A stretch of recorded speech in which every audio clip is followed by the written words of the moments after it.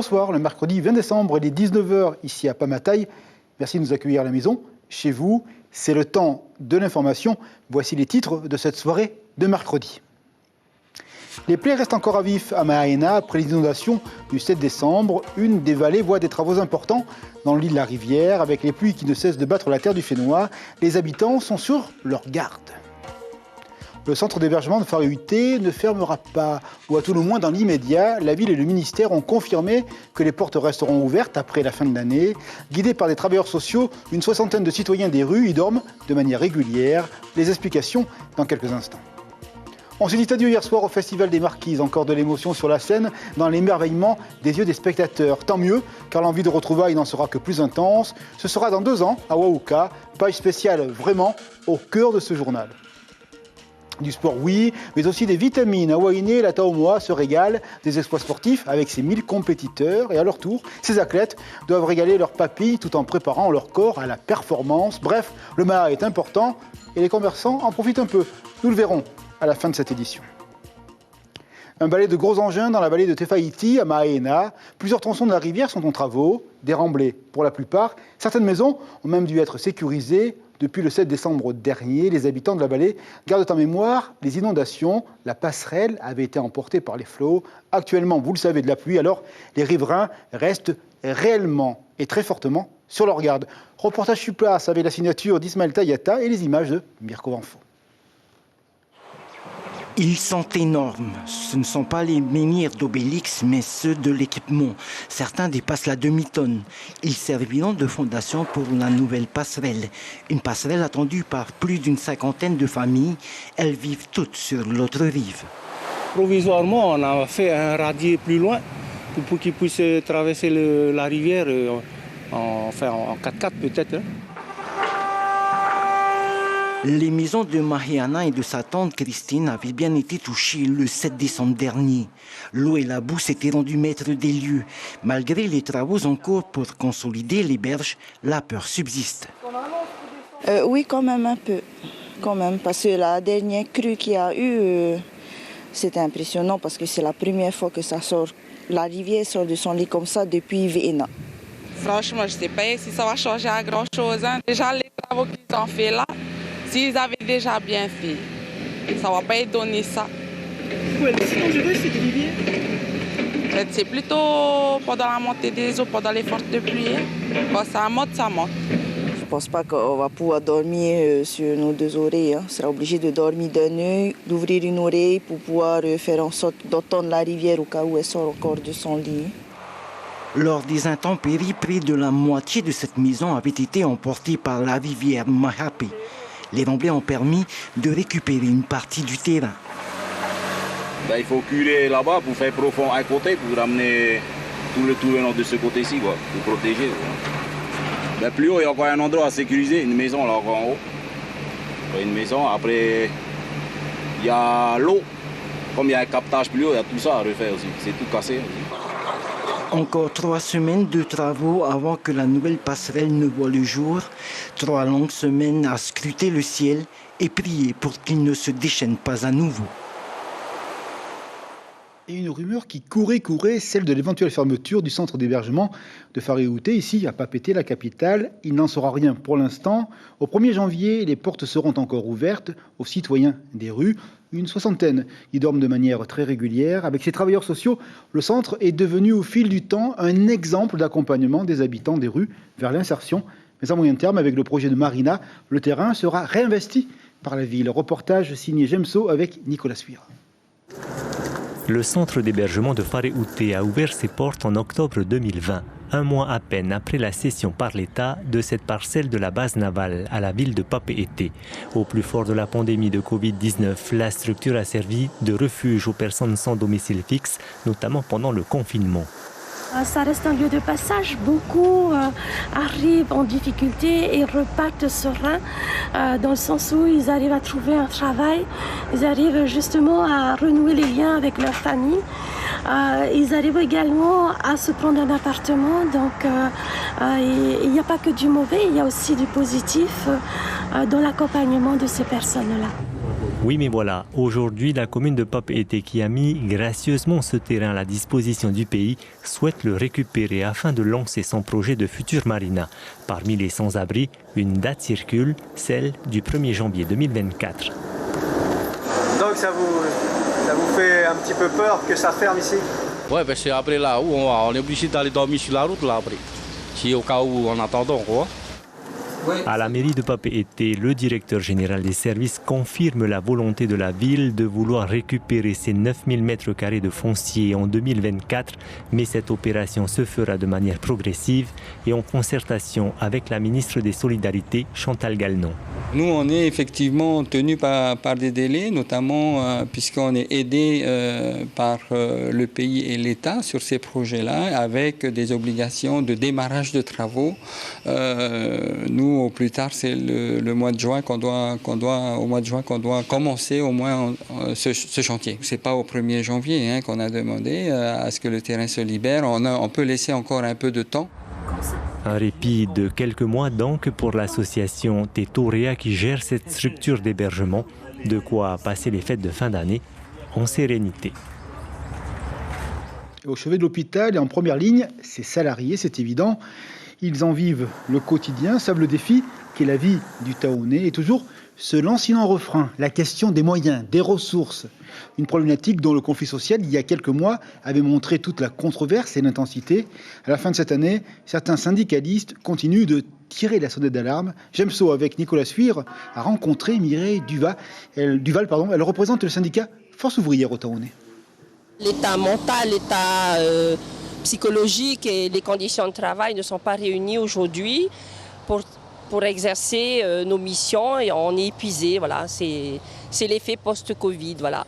Donc aujourd'hui, on doit passer à une étape supérieure, c'est-à-dire répondre en urgence aux besoins du personnel, aux besoins du patient. La vraie demande, c'est des besoins en matériel, des besoins...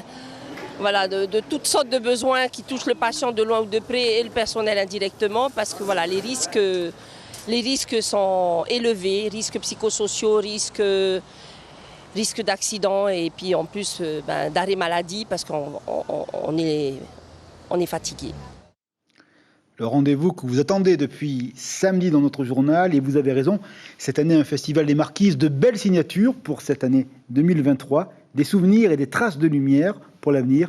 Voici notre page spéciale et son célèbre jingle.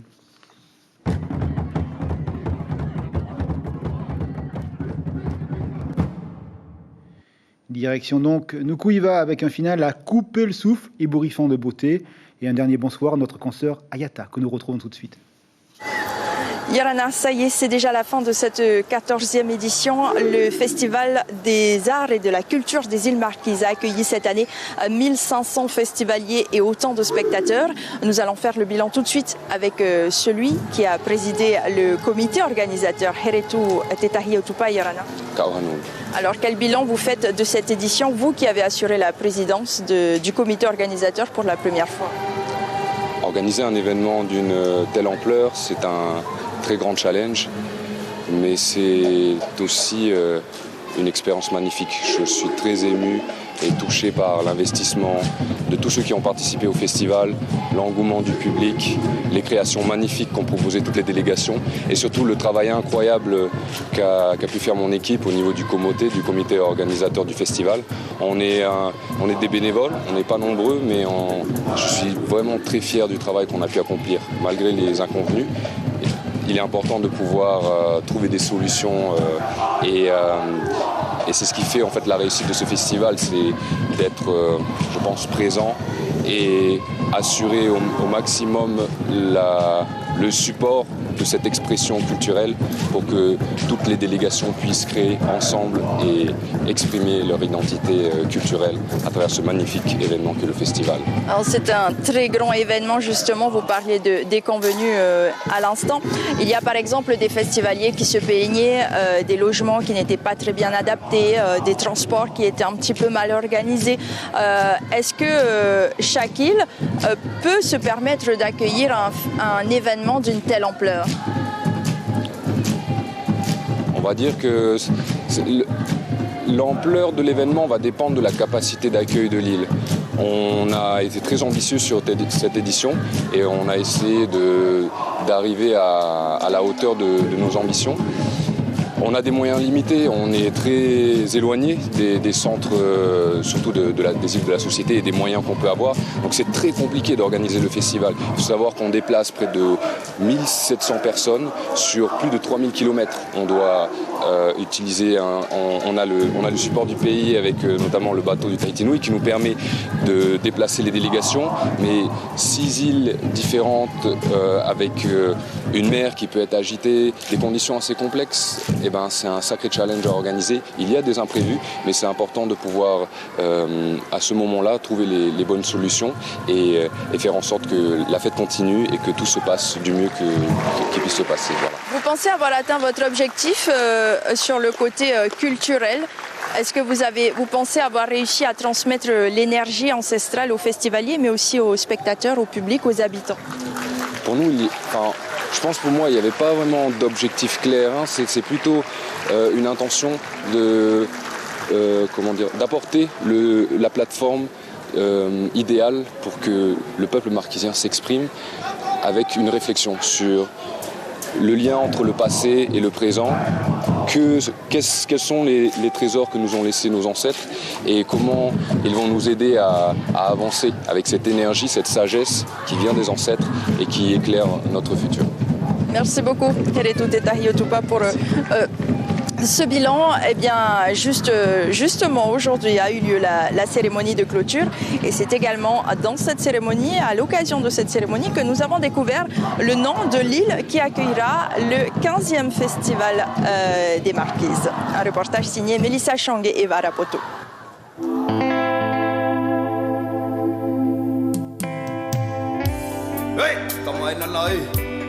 Ciao.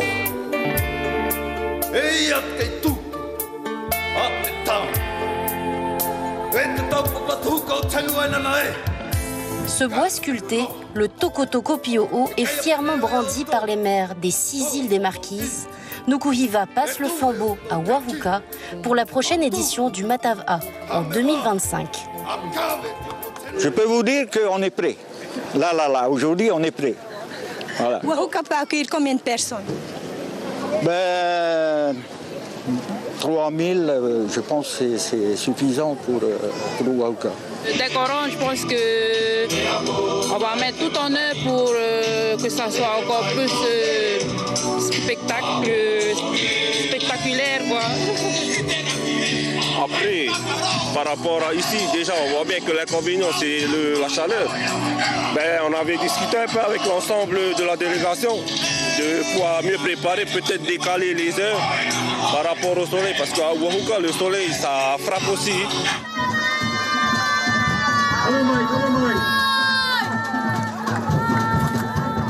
La chaleur est étouffante, pourtant les délégations se rejoignent pour une toute dernière danse, un maha'u ou danse du cochon pour les hommes et un rikuhi pour les femmes.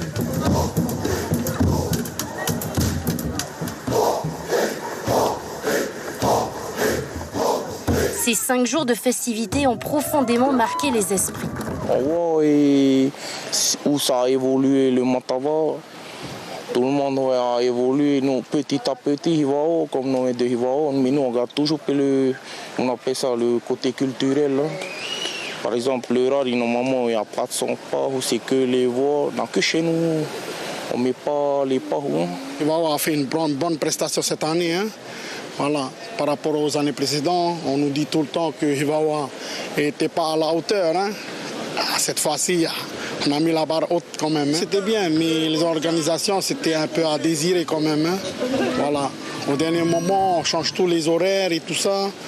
C'était un peu chaud quand même. Hein. Pour pouvoir se préparer, on n'avait pas quand même le temps aussi. Mais sinon, dans l'ensemble, c'est un bon festival. Hein. Beaucoup de choses ont changé, beaucoup de... La mentalité aussi des gens, beaucoup d'évolution. Depuis l'ouverture de notre Matav'a, le beau temps est revenu parce que des semaines avant, il pleuvait.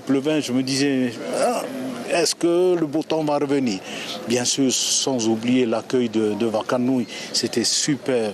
Donc je remercie toutes les délégations, je remercie Joël et son équipe pour cette magnifique pirogue. Le thème Tewi Tupuna, donc je pense qu'ils étaient présents tout au long de ce festival. La 14e édition du Matava se termine ce soir avec un concert du groupe Takanini.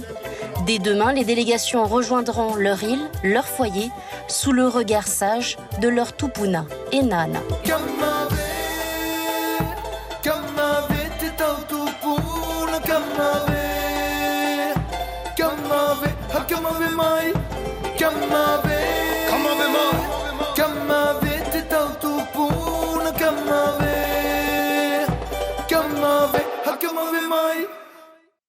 Et c'est donc Oahuka qui aura l'honneur d'accueillir les festivités en 2025. La plus petite île de l'archipel accueillera donc toutes les délégations dans 2 ans. Ranka Aunoa, vous serez le président du comité de Oahuka.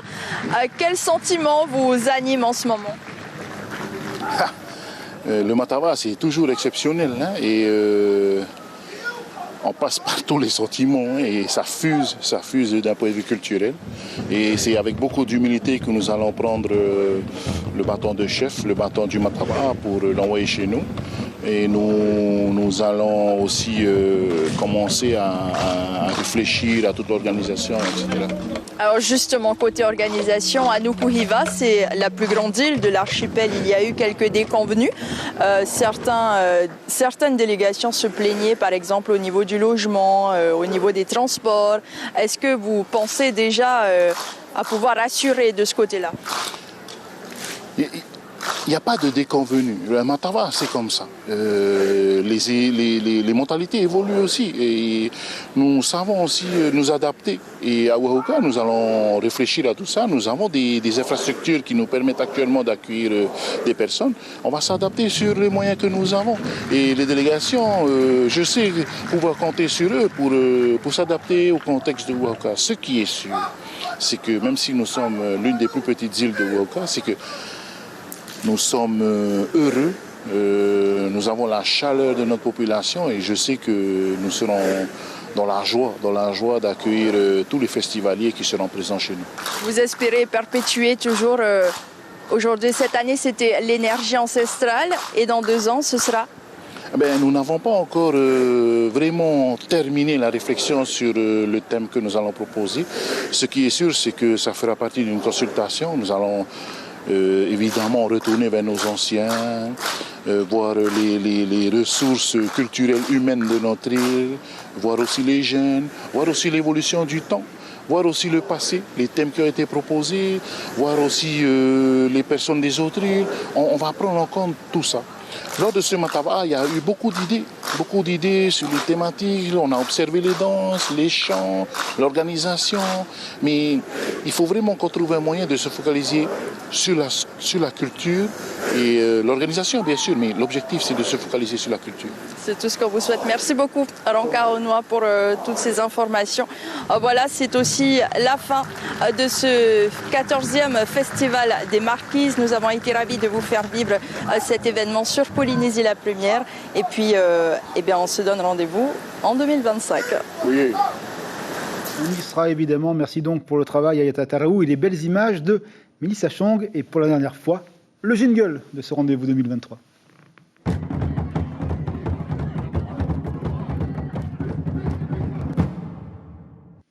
Et du sport pour continuer cette édition. La BPA hier soir organisé 30 matchs pour distribuer ses titres de champion de Polynésie. Et on peut dire que sur le ring de la Fatawa, il y a eu du spectacle, de beaux combats avec des gagnants dont le punch et la technique promettent évidemment des lendemains faits de laurier. Nous allons écouter le champion en catégorie junior. Il répond à Nicolas Suire. Le voici. Au début, j'étais carrément aussi trop fatigué parce que je croyais que l'autre menait le premier rang. Après, j'ai essayé de tout donner et ça a payé l'entraînement. Qu'est-ce qui a fait la différence? C'est grâce à les encouragements des coachs et pas perdre le temps, non, perdu le temps à l'entraînement. Bravo pour la performance, il faut retrouver son souffle. À Wainé, le sport comme un tourbillon de passion pour 1000 participants à la Toamoa. est vraiment intense. Il est le grouille d'une ambiance amicale, solidaire, fraternelle grâce à cette addition de population, de l'air frais aussi, pour les comptes des commerçants, du petit déjeuner à l'aube au plat des roulottes. Le soir, une aubaine en grande largeur pour le tissu économique local. La question est posée et l'enquête est signée Timanaki qui est sur place. Tous les matins, elles sont 390 personnes à prendre leur petit déjeuner ici. L'école de Faré sert de dortoir et de réfectoire aux délégations, alors il faut s'organiser. Chacun sait ce qu'il a à faire. Au total, des sites comme celui-ci, il y en a 4. Ici chez nous, à Faré, on a 392 personnes pour venir manger, mais on ne peut pas accueillir tous les 300, mais on accueille ceux qui arrivent d'abord, après les autres, après, voilà. Comment ça se passe pour la cuisine? La cuisine, c'est le café, c'est la cuisine centrale qui s'occupe de la cuisine. Non loin de là, Doumé et ses smoothies. Pour lui, cette semaine, elle est déjà chargée entre ses clients habituels et les participants à la compétition qui raffolent de ces boissons énergétiques. Il n'a pas le temps de s'ennuyer. C'est des événements, mon produit, il est en fonction des événements. Là, c'est vraiment du sport qui vient ici. J'ai un produit, le smoothie, qui est très énergétique pour eux. Ça leur convient. Même à la nuit tombée, les gens défilent, comme dans cette roulotte. Selon la gérante, la Toamoa augmente significativement le chiffre d'affaires. C'est intéressant, c'est en effervescence. L'île reçoit du monde, du coup ça fait de l'animation. Et on est en plein ville, donc on voit bien, ça bouge de partout. Niveau chiffre d'affaires, c'est... Économiquement parlant, oui, ça nous aide aussi. C'est un boost aussi, hein, pour tout le monde, je pense. La Toamoa, c'est une semaine de bénéfices supplémentaires pour les différents acteurs économiques de Huahine. Ces derniers comptent sur une répartition équitable de cette manne financière. Bravo donc à tous ces sportifs qui sont aussi des gastronomes. C'est quasiment la fin de ce rendez-vous d'information. Voici l'information principale de la journée. Dans la vallée de Tefaïti, les habitants sont très vigilants. Les pluies qui redoublent les inquiètent dans le souvenir des inondations du 7 décembre dernier. Le Lille la Rivière est actuellement l'objet de nombreux travaux, notamment pour sécuriser les maisons et les résidents de la zone. On va s'intéresser au programme de la soirée sur les écrans de la première. Vous le voyez avec sa pousse au Fénois, les super pouvoirs des océans. Et juste après, un rendez-vous également qui va nous faire voyager avec les plus beaux treks du monde. Bref, restez sur la première, vous allez avoir de belles images dans les yeux. Tahiti Info, eh bien, la presse écrite nous a écrit et voici la proposition pour demain. Le confrère revient sur les 300 kilos de crevettes bleues qui ont été volées. Et évidemment, en cette période de fête, c'est sans aucun doute un marché noir qui va être alimenté. Merci d'avoir été au rendez-vous de l'information sur la première. Demain matin, la radio, un duo pour l'information Abinera et Corinne. Et puis pour se dire au revoir, les plus belles images du Festival des Marquises. Comme tous les soirs, beaucoup de sérénité. Merci à vous de votre fidélité. Demain soir, 19h, c'est le JT en français. Bonne nuit à tous.